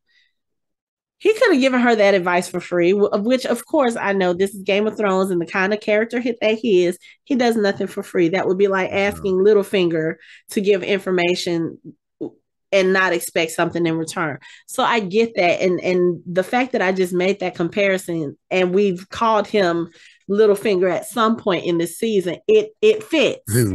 Middle It finger. fits. Yeah, it fits though.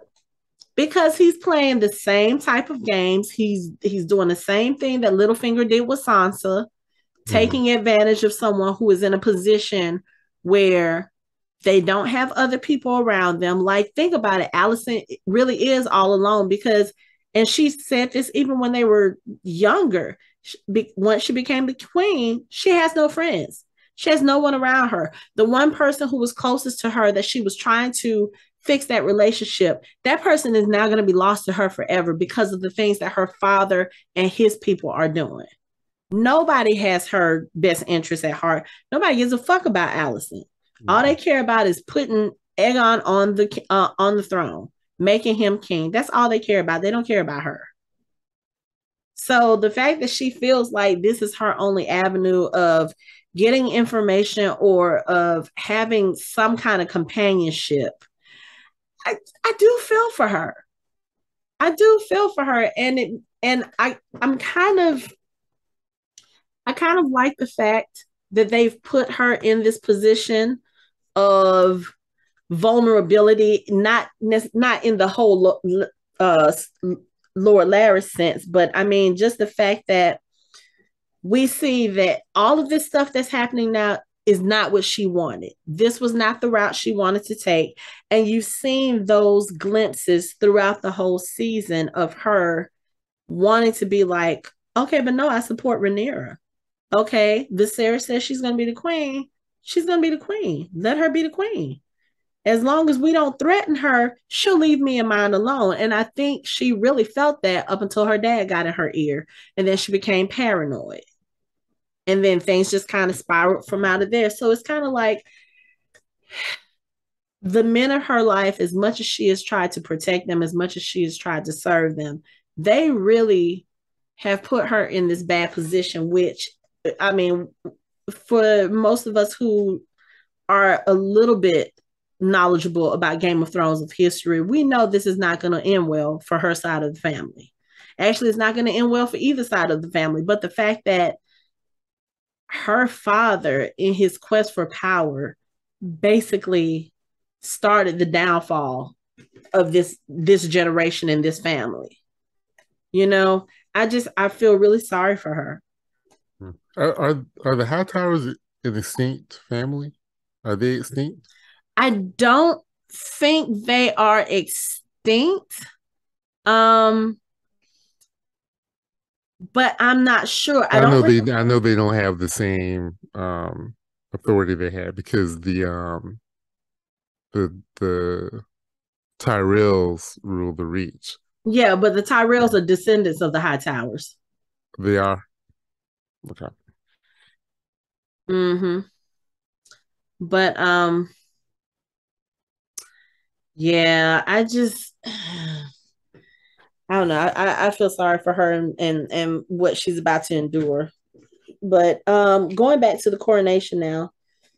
So yeah, Aegon is about to be crowned king. He comes into the dragon pit, and of course they're saluting him and everything. Now he cleans up pretty well. I will give him that, but still, you can tell he's just kind of looking around like it's almost like he's expecting Ashton Kutcher to come from behind somewhere saying that he's been punked because he's walking through there like he's still not believing this is happening up until he gets to the stage.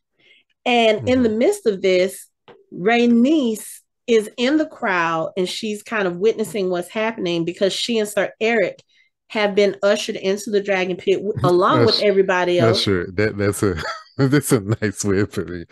Corralled. They have been corralled, they have been herded, they have been ushered into the dragon pit with everyone else. And in the midst of all the chaos, they've gotten separated. So she's still hiding because no one knows she's escaped the castle. Aegon goes up to the stage. Otto is making his announcement. You know, it's your good fortune and privilege to be here to witness this. You know, a new day for our city, blah, blah, blah. And Aegon comes up to the stage. And there's one really interesting thing I noticed, and I watched this 3 times just to make sure I wasn't imagining it. So over on the side, you have Aemon and you have Helena, and they're looking at Aegon as he's coming up the stairs, as you know, all this pomp and circumstances going on. And when he kneels down and Sir Kristen Cole is getting ready to crown him, they're all looking at him. The moment the crown touches his head, Helena looks away from him, and she does not look at him again until he stands up and he starts looking at everybody, waiting for them to acknowledge him as king. She looks at him for a brief moment. She nods her head. She turns her head back away. She does not look at him the entire time, from the moment the crowd touches his head. Now, I don't know if that's significant, but it was very, very noticeable to me. Like, even in the background now, I'm looking, she's looking at him very, very intently while the priest is putting the holy water on his head. And then as soon as the crown touches his hair, she turns and she doesn't look at him again until he stands up. She turns her head, she curtsies, she does that little bitty curtsy to acknowledge him as king, and she turns her head again and she does not look at him. And she does not look forward again until the beast from beneath the boards comes out. Because during all of this, Rhaenys has looked around. She's like, oh, I'm in the dragon pit. Yeah, let me sneak my way on this way. She goes downstairs. For her, it's like, how fortunate. Right. Like, oh, isn't this lucky? This is where I wanted to go in the first place. Yeah, because there was that moment in the street when she realized that she was being herded towards the pit. She smiled. She's like, Yeah, "Oh, okay." she was like, oh, okay, yeah, we can do this. But yeah, so when he gets crowned and everybody kind of acknowledges him as king. And the other funny thing is, during this whole time, you know, when I say that Helena is looking at him, Aemon is not looking at him. So it's like they're standing next to each other. Helena is looking towards Aegon. Aemon is looking towards the opposite direction. And then once the crown hits his head, their gazes do this. Helena looks off to the side and Aemon stares directly at his brother. And it remains that way for the rest of the time. So I was like, okay, I don't know if that's going to be significant or not, but it was just very, very obvious to me. So anyway, Aegon turns around. The crowd starts cheering. He takes the sword and he throws it in the air, with his arm like, yeah, yeah. Everybody's cheering, yeah, yeah, yeah. Boom. You have a huge explosion as Rhaenyra and Meleys come from up under the floor. And when I say, when she came out of that floor, and then you close in on her, she took the time to put her armor on. She was in full She armor. was in full badass mode. Full armor. And she turns, the dragon is sitting there. He's kind of, it's a couple of people dead in King's Landing today. The funny, she probably could have just left. Like, I'm sure there's another exit. She could have just left, but nah, she wanted to No, make she had to make a statement. She had to make a statement. Because again, earlier in the episode, Alicent went to Rhaenys basically saying, yeah, I want your support. And she tried to use this whole thing, oh yeah, you should have been queen and all this other stuff. And I think at that point, Rhaenys was like, okay, you know what? Let's just go on ahead and make this clear. So when Meleys turns towards the stage, Alicent tells Sir Kristen to get Helena out of there, and she stands in front of Aegon because she's fully expecting dragon fire at this point. Yeah. Meleys inhales and lets go, and all it is this huge, huge, huge scream. And then Rhaenys just kind of looks at them. She turns around and they take off. And Alicent has this look on her face like, oh fuck. Because you know she about to go run tell that straight to Rhaenyra. But I know there were people who were pissed off. They were like, Rhaenys could have ended this whole thing right there. She could have burnt them all to a crisp and everything would have been gravy. And I disagree with that so much. I actually agree with the way that she handled it. One, because this is not her fight. They didn't usurp her throne, they usurped Rhaenyra's. And, you know, at this point, she kind of sort of doesn't like Rhaenyra because she feels like Rhaenyra had her son killed so she could marry Daemon. So there is that. But at the same time, too, I feel like that was just a big fuck you to Alicent. Like, yeah, you talk about women having power. This is what the power is. I literally hold the power of your life in my hands right now, and I just gave you grace. And That. I would also like to think, in addition, because I don't disagree with you, that maybe for a moment she thought about having lost her children Mm-hmm. and was like, maybe I'm not gonna do this to Alicent. Yeah. That might be part of it too. I mean, it Because wouldn't she's have mattered standing in because front of her Allison would have been son. dead too. So it would. Well, it's the idea, Yeah. the Yeah. idea of it. Yeah. And You know. I agree with that as well. But I really think it was more so. Oh, it's yeah, yeah. It was really It like, wasn't her place. yeah, it wasn't her place. It's It not her wasn't her battle. place. And then at the same time, I feel like that was her basically telling Allison, get your shit together because now Rhaenyra is about to find out everything that you did here today. I mean, Mhm. think about it. At this point, Rhaenyra does not even know her father is dead. Right. She doesn't know. And that's a And not problem. only is her father dead, y'all just had a coronation for the crown that was supposed to go to her. Hmm. After y'all just basically, like I said, left things on a good note. So, once Rhaenyra hears what's about to happen, she's going to be pissed because she's going to feel like Alicent was lying to her, that Yeah. Alicent was being fake, Yep. and Because that she had been planning this the all along. last thing y'all talked about, you were like, I'm gonna come back and we're gonna hang out and things are gonna be how they used to be. That was the last conversation y'all had. I'm gonna Like, go yeah, I'll see the come back and see kids. my father. I'm gonna see the kids home, and I'll come back and spend some time with you and Dad. You know, yeah. And then dad dies the same night. So she's gonna think all the way back to that dinner when you said, you know, You'll make a great Rhaenyra queen. should make a great queen. Your ass was lying. Mm-hmm. Yeah, you had this plan from the get go. That's how Rhaenyra is gonna feel. That's how I would feel. Right. You stabbed me And in the back. You waited Damon gonna until feel it I. because Oh, Damon don't like Allison anyway. right, but you waited until I left the island. You waited until I left for Dragonstone, Mm-hmm. and you put your plans in place, just that quick. Yep. That's because that's what it looks like right now. That's what it And looks think like. about it, Rhaenys doesn't know the details of what happened because y'all locked her in her room. So Mm-hmm. as far as she knows, Alicent was behind all of that because Alicent was the one who came to speak to her. Mm-hmm. Was like, I really want your support. Mm-hmm. And then buttering, oh, I loved my husband, but you should have been queen. Yeah. Now Otto ain't stupid. Otto would not. I don't think Otto would have gone as far as a kill, or they would have just left her locked in that room. I don't think they would have killed her I at think all. Otto probably would have if she didn't bend the knee. I You think he think? probably would have. Mm-hmm.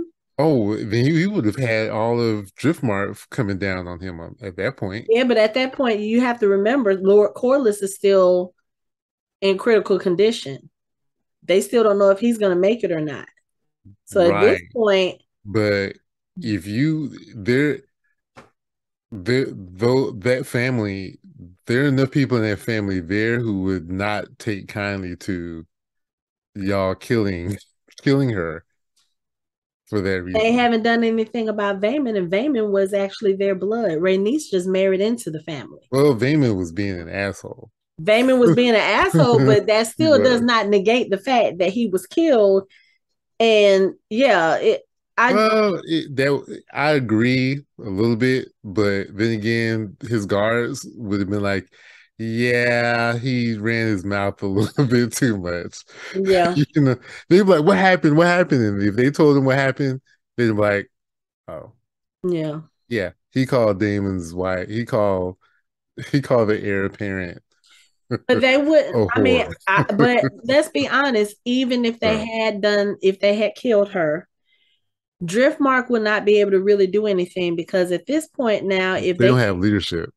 That would not be even number that, one. they don't have dragons. Meleese is right there in the Red Keep. They don't Yeah. have dragons. Yeah. They don't have Vagar. Well, they just have sea smoke. Would be the only one they have. Right, but who's riding Sea Smoke right now? No, Nobody. nobody's trying to see smoke. Nobody's No. riding Sea Smoke. And I mean, Bela still has her dragon, but what is her one little dragon going to do against, first of all, what is it going to do against Vagar? Vagar is the largest dragon in the world. Hmm. So I you think he's got second Vagar, largest. huh? I think is he largest or second largest? Because I think He Hannibal might be larger. uh-uh. I think No, Vagar is the Vagar is largest at largest. this point. He was second only to Balerion.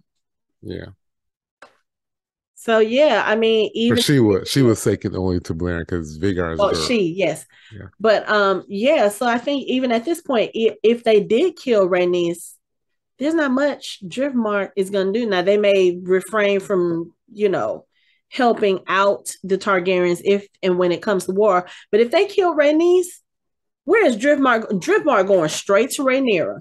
They're like, oh Mm-hmm. yeah, we don't care that you killed Laenor. They killed Rhaenys. Yeah, Mm-hmm. we coming over here. What you finna do? What we doing?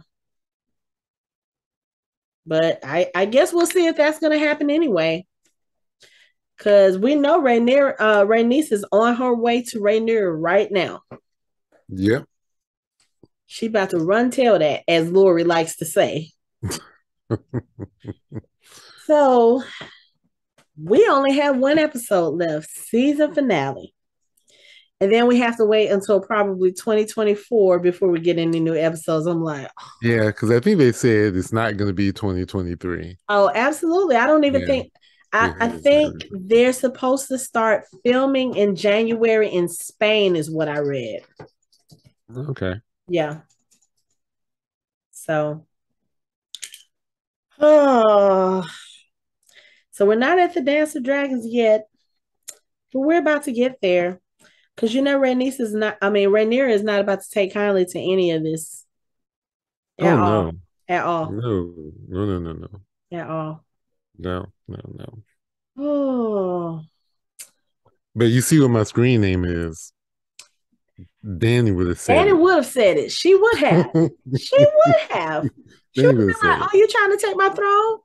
Oh, yeah. Let me go on ahead and just Dracarys you right quick and just be done with this. Matter of fact, let Yeah. me Dracarys your whole family and just be done Yeah. with this right quick. Yeah. Yeah. She would Yeah. have, but She would have done it just for locking her up in the room. Just for she locking the probably door. would have. Danny did have kind of Just temper. for that. But I think the difference also too is Rhaenys grew up and has been around during Viserys's peaceful reign, and if she would have done that, that would have been an act of war, and she would have started it. And I don't think that's what Rhaenys wants. No. If it was a personal slight to her in that sense, she would have, but she didn't even start. I won't even say she didn't start war with Rhaenyra after Laenor died because technically speaking, they're still family, Yeah. even And she without was that. and she was also alive during a lot of Jaehaerys's reign. Right. And so So, she knows what peace looks like mm-hmm, and how conflicts get resolved without war. So maybe to her, there might have been a way to resolve this conflict without war, but she right, wasn't going to start the war. right.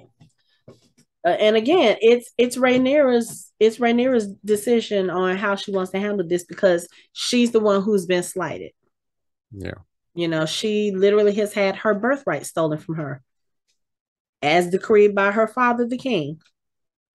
So it's gonna be interesting seeing how this, pans out. So, you have any final thoughts on this episode? I really don't. Again, people can have mental health issues and still be okay. Mm-hmm. Kinks are perfectly fine. There's nothing wrong with them. Oh, we did forget one thing. So yeah, apparently, Sir Lord Larys sent someone to go burn down the White Worm's house. Now I don't know if she was in there. I doubt it, but I doubt it because if her network is as good as it's proclaimed to be, she knew what was coming. mhm. She probably knew what was coming as soon as she met with Otto Hightower. Yeah, like she wouldn't. Seriously, Laris, you don't think that she would know what you're up to? Mhm. But I You but know, I also kind of wonder, now that I think about it, I'm wondering if Larys was the one who sent the person, or maybe was it Otto? Because it I had. feel I think it was Laris. okay. Because I was gonna say Otto did not look too pleased to have someone like that put one over on him. Because she was basically like, she said, yeah, I found him in Flea Bottom and I took him somewhere safe because I felt like somebody could hurt him. She was like, but please know and understand, I could have killed him at any time. And when you go Yeah, through your game and you put him on the throne, you remember that I was responsible for that. I don't think Otto liked that. true, but Otto is also has used her network in the past. He's benefited from it in the Yeah. past, so he's he's savvy enough to know what she was really saying. She Okay. really was just saying, I want to make sure that Flea Bottom is fine. You know what I'm saying? Like he knows that it probably wasn't really malicious because if she was gonna kill him, she'd have killed him. Mm-hmm. You know what I mean? He knew it was an empty threat. She wasn't gonna kill him. Yeah, because But what good that's is a why dead it's prince to her? He yeah, ain't it's worth like nothing. just pay her. You Yeah. know, just pay her and be done with it. Yeah. So he's yeah, he would but Laris, he would have done it because the queen would have shown him her ankles. Yeah, I So, mean, he probably would have done it without that. I mean, this is the same dude who killed his father and his brother. yeah, but remember she learned that she has to be clear and concise Yeah. in what she desires because Yeah. you don't want him to leave it open to interpretation. Mm-hmm. Yep, that's true. The other thing, did you notice that the person walking away from the fire had an eye patch? No, I didn't notice that. I think he had an eye patch. I looked 3 times and I was like, that's an eye patch under there. I don't know if it was aiming, but I think there's a definite eye patch up under that hood. I have to look at that again. So, which I think is interesting because if that's the case, then that just negates my whole argument supporting Aemon, if that's the case. But I don't know if I think it was him or if it was somebody else. I do know that there are some other assassins that we will learn about probably in season 2, but I Mm-hmm. can't remember if one of them had an eye patch. So I don't know, Mm-hmm. but it's about to be on. I'm just I'm preparing for Rhaenyra's wrath and probably Damon's too. I was gonna say I'm preparing for Damon's wrath. It's gonna be yeah, because he loves his brother. I Yes, he mean, does. you and to know that he died and you didn't tell him Yeah. that his brother I was dead, I that's gonna hurt him more than anything. That's gonna hurt him a lot. Especially it was like right after he left, because he could have come back. mm-hmm. And after they had kind of, I won't say patched things up, but things were not as tense Mm-hmm. as they had been. I think in that moment where he helped Viserys up the stairs and gave him his crown, I think there was a little bit of forgiveness on both of their parts in that moment Mm-hmm. and a little bit of a healing between them. But to know now that that rift will never be healed 100%, that's, I have a feeling that's gonna do something to Damon's psyche that's gonna be hard to control. Mm-hmm. And I still believe him and Aemon are on a collision course for disaster. They just are. Yeah, I mean They're two sides of the same coin. they are. They're destined for. They are. I think Eamon is a little bit more controlled than Damon in a lot of ways. Because Yeah. Damon, he sees stuff like Damon, this is the person who, you know, your brother said he was sending some ships to help you, and you go and kill like a whole army because you don't want his help, you know.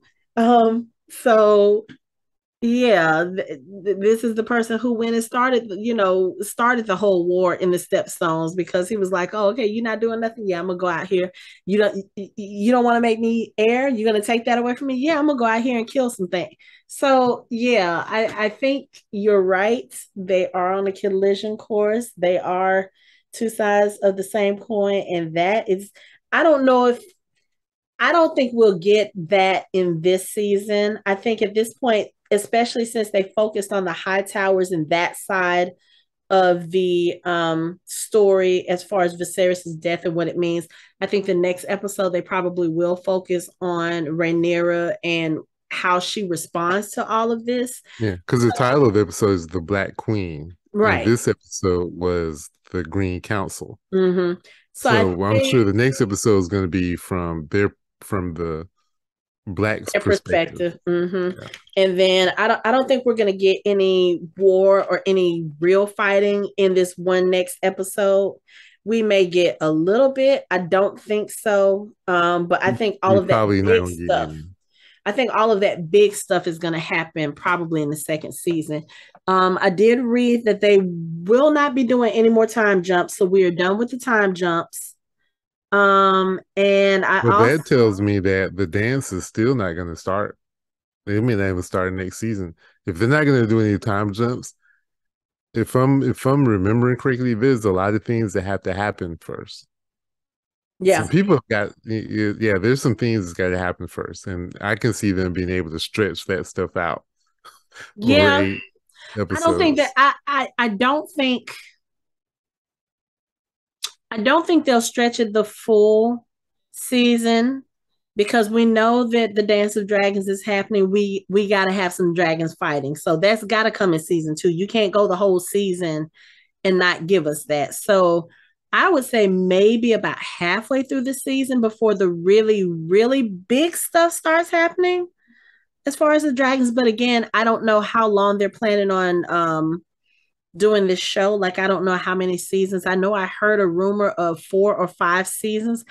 I'm gonna be honest, I don't know if I want it to last that long. Write it down. We're not going to get our first real dragon battle until the season finale of season 2. And it may not even start. I think you're going to see a lot of dragons because there's a lot of dragons out there, especially at Dragonstone. Mm-hmm. They don't have riders. Then Yeah. you got Sea Smoke. They don't have riders. We Mm-hmm. got to find riders for these people, for Right. these dragons. Yeah. And so we're going to spend the whole season marshaling resources, going to different locations to get the different bannermen on board, and then we might get another dragon. So we're gonna see all these things Yeah. happening, and it's gonna take the whole season Yeah, you might be right. You for might us be to right. get to that point because there's a lot of There's a things lot of stuff that's that got to happened. line up Yeah. before the dance actually happens. So Okay. we may not even get any dragon battles, but I promise you, we'll see a lot of dragons because, like I said, those I can see HBO that. execs, they want to see dragons. Mm-hmm. They want to see dragons. Right. That's all they care about. The dragons and the Targaryens. Right. That's what we're gonna get a lot of next season. Yeah. Okay. Yeah. Yeah. You might be right. You might be right. Because when you started saying that, I was like, wait, there is a lot of shit that happens in between Viserys's death and the dance, the actual dance. There's a lot of death that happens in between that too. So Mm-hmm. I'm just like, And then we got houses that's gonna switch sides. one or two times. We got all that stuff that we got You're right. lords they gotta die, and then their kids become the Lord and they change their mind. We got a lot of stuff that's gotta happen. You're right. So yeah, you might be right. We may not They start the can they dance can until stretch it the end. out. Yeah. They can Okay. stretch it out. Okay. I just don't want them. I don't mind them taking their time to tell the story, especially without the time jumps, because I really they could have they could have extended this season a little bit more. Like some of this stuff they probably could have put in the second season. I wouldn't have been mad. I would have liked to see them develop some of the characters more. Especially the characters like um The Crab Sir King or Sir Harwin Strong, Lena Valerian, those two stories. Like these two people were so important to the story in the book. yeah. And how many lines did Sir Harold have during the whole season? We Not had enough. absolutely nothing from him Mm, up until this episode. not Nothing. enough. Yeah. Nothing.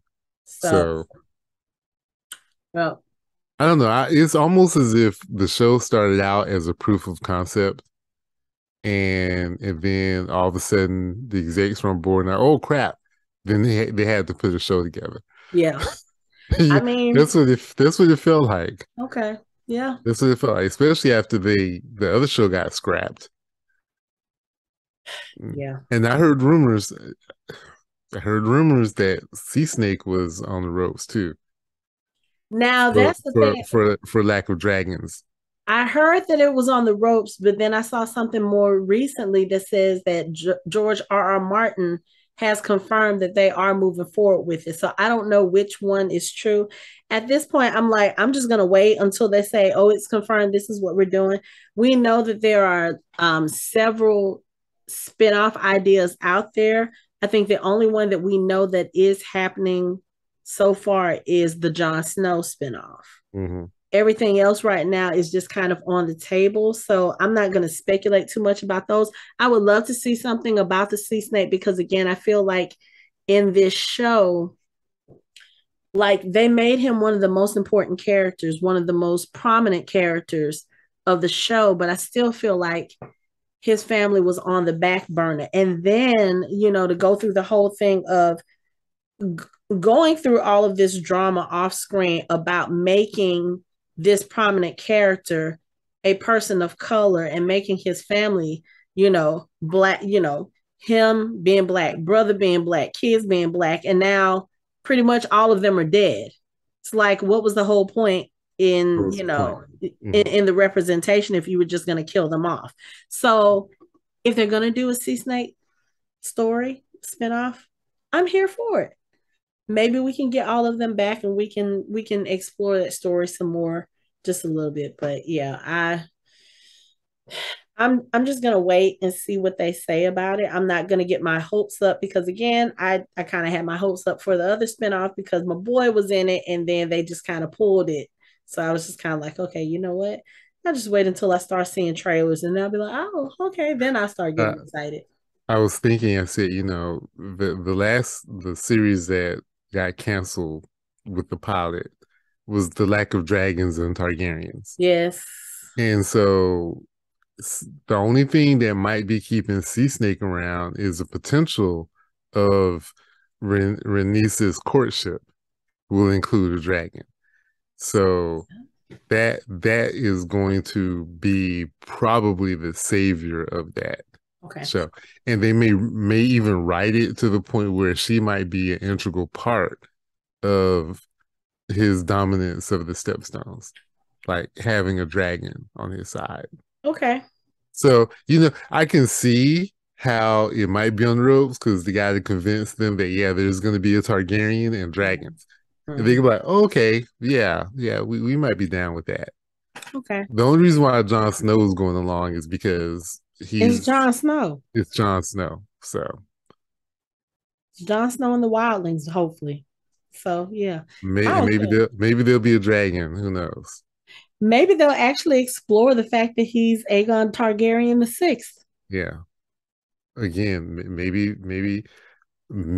we might see Drogon come back. You don't know. Drogon a little bit pissed off. I don't know. He might come looking for him. Yeah. Then Yeah, maybe we can find out where he took Danny's body. true. I've heard rumors, but or I've heard speculation. And speculation, he took it back to Oval area. Yeah. Yeah, whatever. Yeah. And that the red priestesses are going to bring her back. Yeah. So, Mm. okay. Well, we've seen people brought back from death before, so Yep. Death is just an obstacle. So, all right. Well, that is it for our show. You can find us online at www.fandomhybrid.com. We are on social media on Facebook, Instagram, and Twitter at Fandom Hybrid. You can watch our videos on our YouTube channel. You can chat with us on our Discord channel, and you can listen to us on all major podcast streaming platforms. Thanks for listening. We hope you join the conversation next time.